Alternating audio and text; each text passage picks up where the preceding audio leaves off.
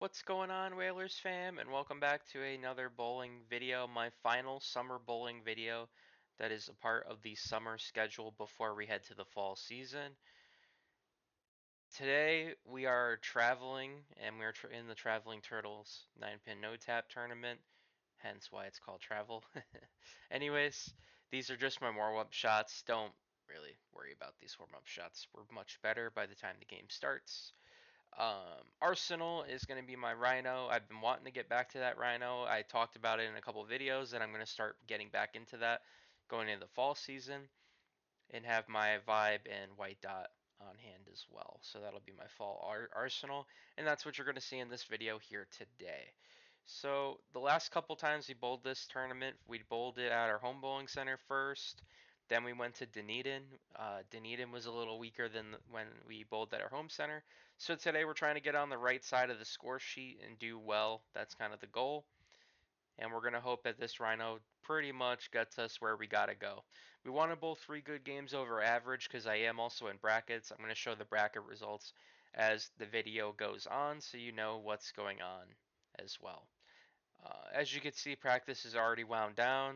I only showed select shots because I didn't really have the greatest practice session, but I'll be much better by the time the series actually starts. Make sure you guys like and subscribe for more Whale Fan content, and I'll catch up with you after Game 1. See you there.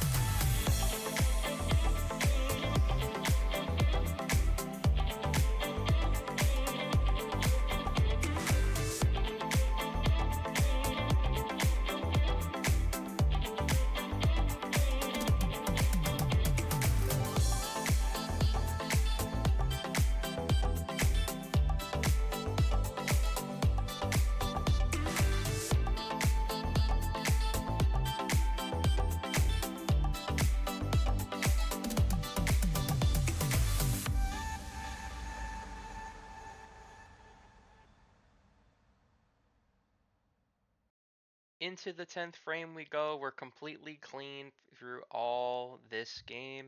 We're going to start with a regular strike in the 10th to get going here. All clean all the way through so far. This could be a good ball here. It ends up being a spare leave, so you know we got to knock down the spare leave, and we're going to have a nice, perfect, clean game to start out the night, which is great. And we're going to do just that. We finished game 1 with a 241, and brackets results are going to show up on your screen as Joseph wraps up. I'm going to try to keep him out of the way. But out of the 4 bowlers we were assigned to bowl against in brackets, we do beat them all, with only one of those matchups being significantly close. And my smallest win was by 12, and largest defeat being by over 73 pins on someone. So all 4 of these will continue on.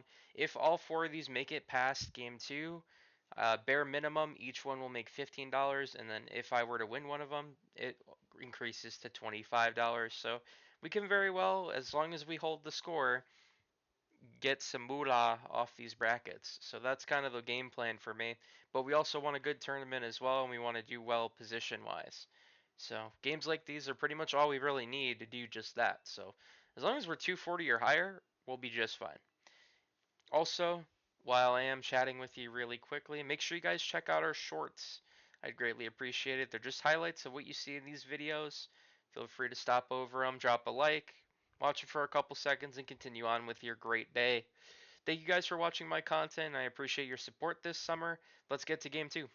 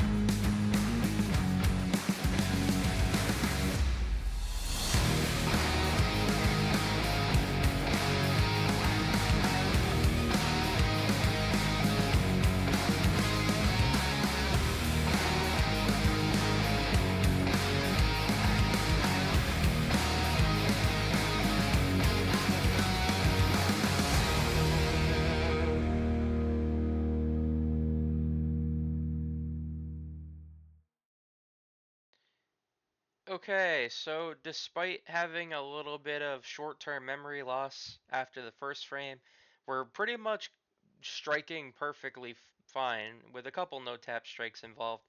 On to the 10th frame we go. This has been a really great game with only one open, although, yeah, the split kind of sets us back just a little bit.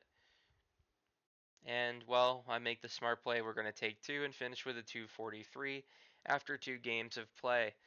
Now, I did keep the score the exact same, so all we have to worry about is make sure it's enough to get past everybody. And in bracket play, as you're going to see the score or the result come up on your screen, we do exactly that. Our closest win was by 19 pins, and then the rest of them were pretty much blowouts. So, yeah, we needed this game regardless, no matter where you look at it, but nonetheless, each game right now is bare minimum. We're coming away with 60 bucks. So paying 20 into it to get 60.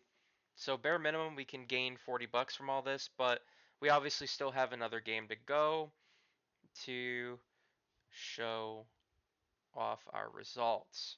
Now, we did run into a little bit of an issue with this video, and you're going to see right now, really quickly, that the only shots I got out of it because of an upload issue I had, I only was able to post the first 3 shots, which eventually grew to 5 normal strikes in a row before the game kind of got a little choppy on me. I'll show that right now and then come back to you in a second. And just like that, the second flies by pretty quick as I get into another commentary reel. So this is the start of game 3, but this is as far as I got in it. I had an uploading issue when I took the footage off my phone, and for copyright reasons I lowered the volume. That's why I upload this version instead of the normal high volume one. And because of errors I had on my end, I could only show you the first 3 strikes. Here's my final results though. I hate to do this in a video because it does suck when you lose footage, because it would have been nice to show off. But we finished game 3 with a 219, 263. Now, we're bowling a lot better players by game 3, so we lost 3 out of the 4. But at least we won 1. But since we bowled average, which realistically, that's all you really need. but because it's no tap, anyone can pop off at any time.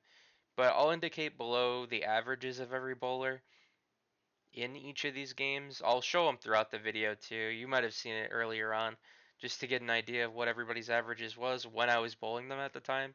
But as a result, we finished 11th of 98 bowlers, which is really, really great. This is our best Turtles finish in 3 tries. We were only 35 pins short from the cash spot in the men's division, but we finished 6th out of whatever number it is. I didn't go back and figure it out on my own, just too much time. But yeah, either way, we were 2 spots away from getting 4th, which would have been so, so cool. But maybe on the next one, which will be in October, will be when we get back to this tournament. But it's a fun tournament to show off to the channel, and I will try not to make that upload mistake again in the future because it sucks when I can only show off that much. But I still wanted to post this video because it's a successful video, and it's one of my better attempts at turtles. So. Um, in short, we have a 241, 243, 219, 703 scratch, 832 on handicap, and we finished 67 pins over our turtles average, so that'll go up a little bit from 212 when we get into October. Bracket results are right there. You could see how much I won in total, which it ends up being right around, I think it was like 70 bucks, I think. Yeah, 70 bucks, something like that. So we made 50 bucks on this, so it was cool. It's kind of nice playing brackets because it's a lower. It doesn't cost a lot to get in this tournament. It's like 20 bucks after you do your first time fee for each time you go. So it's not a heavy pot, but it's good to do. It's just something different. Hopefully, it's good for you guys to watch on the channel as well. And I hope you enjoyed it. Going forward, our remaining tournaments coming up in September, we're going to do Cool Wick again, and we're going to do the Tampa Bowlers Tour again. So if you're familiar with how the Tampa Bowlers Tour video went, same exact format. It'll be like the 1 through 3, 4 through 5 for games shown in a video. I don't know who's going to bowl in it yet, so I'll get that figured out by the time we get there. I appreciate you guys for watching all the summer videos in the summer schedule. I appreciate it a lot. Make sure you guys leave a like and subscribe. Almost to 450 subscribers here on YouTube.